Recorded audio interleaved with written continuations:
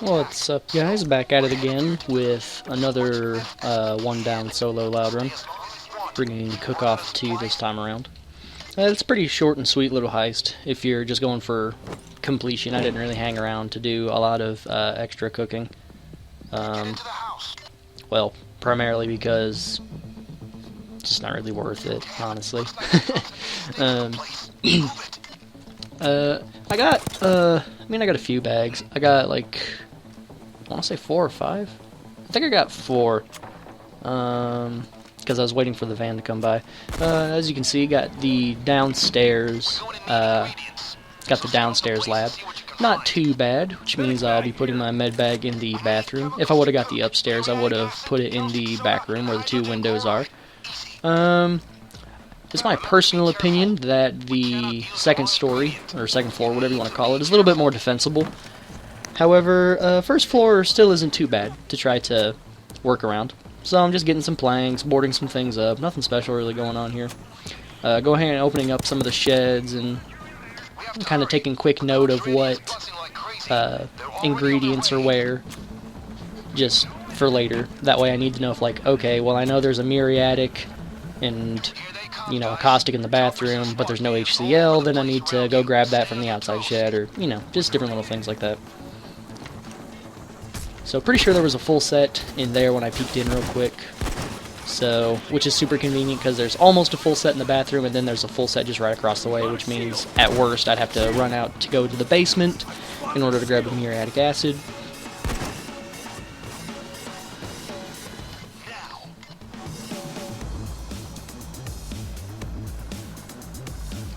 One thing I do really like about the downstairs cook, though, is the fact that you can reach every ingredient while hiding behind one of the little half walls. So, like, if you're hiding behind the half wall on the right, on the right side of the archway, you can get both the HCl and the caustic. So you don't actually have to run out into the middle of the room to put ingredients in, which is really nice, especially if converts are distracting the guys across the room. And I think you'll see me do that a few times. You'll see me do that a few times. I'm gonna go ahead and try to get a convert very quickly, while trying not to take it down for it. And then, it kind of hit the fan. I just got completely rushed by shields and a medic, and I just couldn't work my way out. Somehow I made it out of this mess with Swan Song, thankfully. I did manage to kill somebody with the fire just as that happened. However, I did have to burn Messiah, and as I'm trying to work my way past this shield through the door, I get beat around a little bit more until I finally get through. And of course, another one of my famous, oh god, this entire run now depends on me feign deathing right here. And lo and behold, it happens. So, thank goodness, 45% is as high as the chances is. Hunkering down in the bathroom, getting my weapons reloaded. I threw the concussion grenade so I could reload the loco from dry without anybody trying to rush in, aside from, you know, like a dozer or whatever.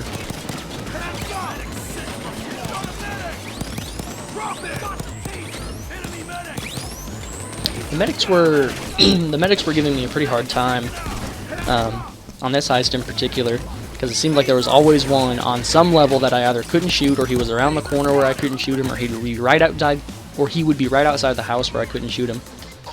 So I made sure to, I mean, it's normally a good idea to prioritize medics and tasers above most other specials as far as I'm concerned, especially when you're doing solo. Tasers I usually prioritize first and foremost, though. Usually. But medics are still pretty high up there.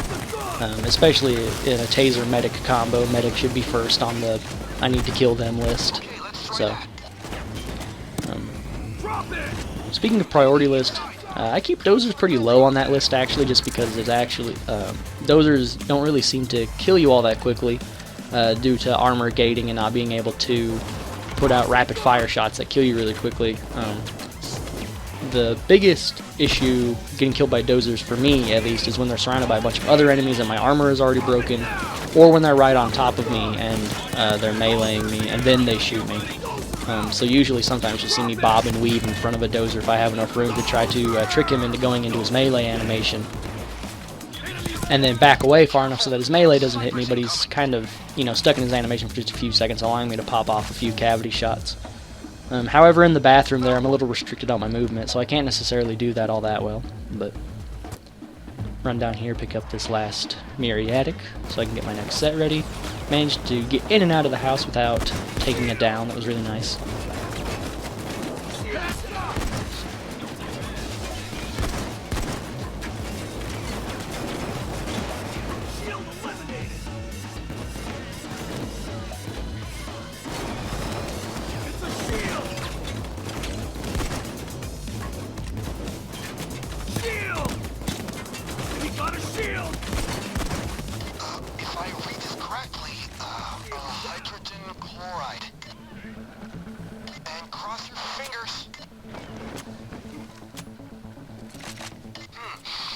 Fine.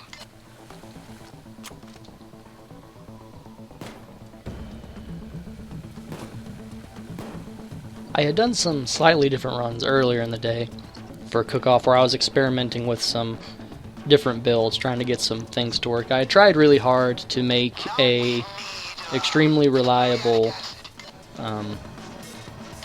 sniper build for one down.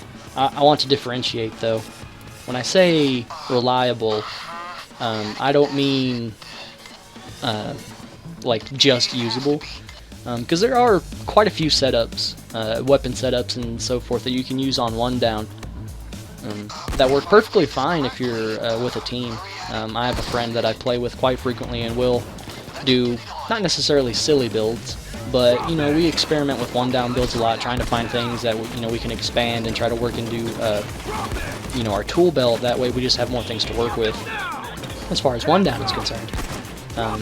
So one of the things I had been messing with when I was playing with him was working on a sniper plus a Bronco combination, using the Bronco to be the quick kill that I would need to pop off a lot of shots to kill dozers really quickly, and to deal with the armored units, like the ones that I try to get from my converts most of the time. And then using a sniper rifle such as the Contractor, and even to an extent the new Grom sniper rifle that is extremely concealable, to try to use that as a weapon combination, using the sniper rifle to take care of shields and certain specials really quickly. The only issue I was really running into with that was that the stun capabilities and group control that you get from Dragon's Breath rounds, or even from like the China Puff, for instance, are just too useful to toss away in one down. And you simply just, with ammo efficiency in mind, it's so difficult to clear a room of enemies with something, say the Bronco, that even though it has good kill power and a decent ammo pickup, I mean nothing absolutely incredible, nothing astonishing, but a good enough ammo pickup that it works, just couldn't seem to get the weapon combination to work really well for solo.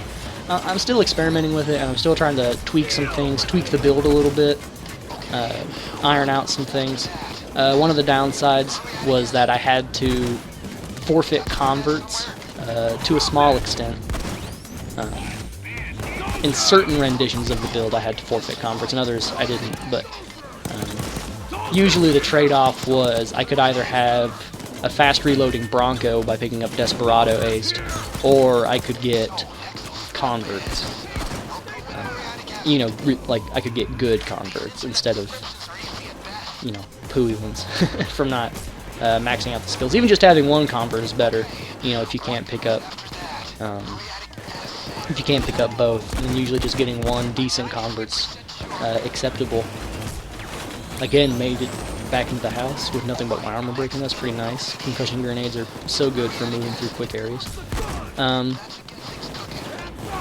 But yeah, I tried to do this heist with that setup, using a Contractor and using the Bronco, and I got pretty close to the end. However, I kept getting frequently overwhelmed by just the sheer number of enemies, where I either wasn't relying on converts or I was running low on ammo for my weapons just because my pickup rate wasn't quite good enough.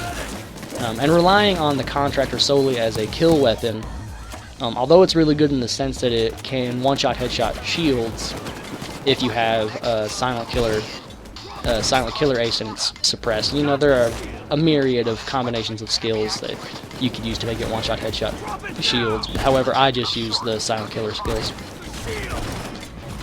But after I had tried that, the sorry, I just lost my train of thought. Very, very bad. But the Contractor doesn't have a high enough rate of fire to be a... even though its rate of fire is excellent for a sniper rifle, it's not good on its own as just a DMR. Using it as a DMR is excellent for using it for a high-powered DMR. In comparison to the Cavity, their stats are actually pretty similar. It's just the difference is the Cavity has a faster rate of fire, but the trade-off is, you know, you can't shoot through shields with it, and you have to use the Dragon's Breath Loco to do that instead. The reason I was using the Bronco with the setup was because, of course, it's a pretty high rate of fire weapon with a, decent ammo pickup, and so on and so forth. One of the other, things I liked about it was it had a decently fast reload speed.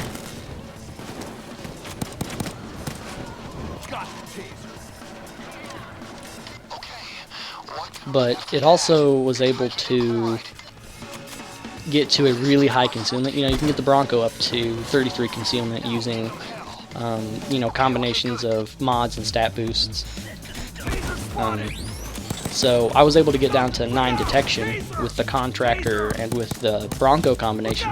So I didn't need to ace either my dodge or crit skills in order to get, I still can't get their full effect, but I only lose 2% dodge out of the 5 that you get, and a few percentage points of the crits. I don't feel like it's enough to greatly impact everything. I mean, if you ran the numbers, there might be some difference where you could say, well, that 2% actually does make a great difference in X circumstance. However, for practical purposes and trying to, min-max builds to ultimate efficiency, so you're not, putting lots of points, spending all your points in crits and spending all your points in dodge, it was a really good combination. Otherwise, I would have tried the Contractor with something else. With the interesting addition with the Grom sniper rifle, where it can get a slightly higher concealment than any of the other sniper rifles, I've been trying to find a good secondary weapon that I could work in with that to use as a primary killing tool, and then using the Grom as a special slayer in order to get through shields and so forth. I really like the Dragon's Breath Loco for what it does, area control, or crowd control, not necessarily area control, crowd control, and its capability to go through shields. However, sometimes it's really aggravating when a shield's doing something like this and I have to wait a second or two before the Dragon's Breath actually kills the enemies. However, this combination of weapons is just so strong that it's hard to find anything, in my opinion, that just straight out beats it in one down. Of course, using the light crossbow and the China Puff is still an excellent combination. Still one of the, I'd say one of the, on the stronger end of all the really reliable one-down weapon setups. I mean, there are other weapon alternatives as well. A good DMR Car 4 is excellent. It acts like a slightly worse Cavity. Marginally worse, I would say. You could also use, I've seen a few people use, oh shoot, what was it? I can't quite remember. Regardless, I used to use the light crossbow and China Puff setup on some various occasions. On the one-down solos I did just before I started recording videos. However, after I had seen how strong the Cavity and Locomotive combination was, I was just I was hard pressed to keep using the light crossbow and the China Puff. Only 30 seconds left. Not even a block away. Now you can hold the gun again. I also would still really like to try to find a really good working pure shotgun build to use. I had found a good combination in using the locomotive with buckshot as a primary tool for killing enemies, and then using the M1014 shotgun with Dragon's Breath rounds. And it actually was working excellent. The only downside to it whatsoever was that I could not keep enough ammo in the locomotive to sustain myself. If it wasn't for that fact and just the lack of ammo efficiency, trying to use the locomotive as the primary tool for killing, I think it would have actually been an excellent weapon combination. So the ammo pickup rate for the locomotive, although it's not bad, it just wasn't good enough to be the primary weapon sustaining the primary weapon, basically using it to kill all the enemies as opposed to doing something else. Of course, I do that with the Dragon's Breath locomotive. However, it's different in the sense that one or two shots can clear out several enemies with the Dragon's Breath rounds. A bit harder to do that sometimes as reliably with the buckshot. I'm still going to play with it though. I think I can find a good setup. So yeah, I did end up making it with 4 bags. This was a pretty good run, even though I had my slightly less preferred downstairs lab spawn. Quick look at my stats. Alright, thank you guys so much for watching, and I'll see you next time.